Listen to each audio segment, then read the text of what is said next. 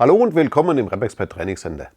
Heute geht es um das Einbauwerkzeug, das unserer Repair Insert Unit, auch RIU genannt, beiliegt. Warum ihr dieses unbedingt verwenden solltet und was es beim Einbau noch zu beachten gibt, das zeige ich euch nach dem Intro. Die RIU ist werksseitig vorgefettet, vormontiert und bereits abgedichtet.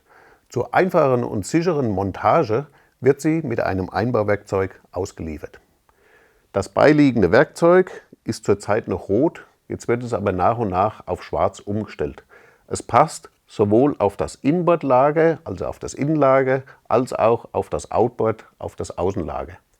Beide Lager sind entsprechend gekennzeichnet. Aber warum müsst ihr jetzt unbedingt das Einpresswerkzeug verwenden?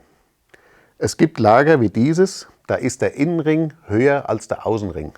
Beim Einpressen mit einer Druckscheibe würdet ihr über den Innenring einpressen. Ein Lager muss aber über den Außenring eingepresst werden. Deshalb gibt es dieses Werkzeug. Es gleicht den Versatz aus und setzt sich mit der Kante direkt auf den Außenring. Beim Einpressen solltet ihr zusätzlich noch eine Druckscheibe verwenden. Diese sollte etwas kleiner sein als das Werkzeug. Solltet ihr keine Druckscheiben haben, es gibt von Schaeffler Aftermarket einen Druckscheibenkoffer, der alle Größen, die unsere RIUs umfassen, enthält. Also, verwendet bitte beim Einbau der RIU das mitgelieferte Werkzeug und die dazu passende Druckscheibe. Denn nur so lässt sich die RIU problemlos montieren.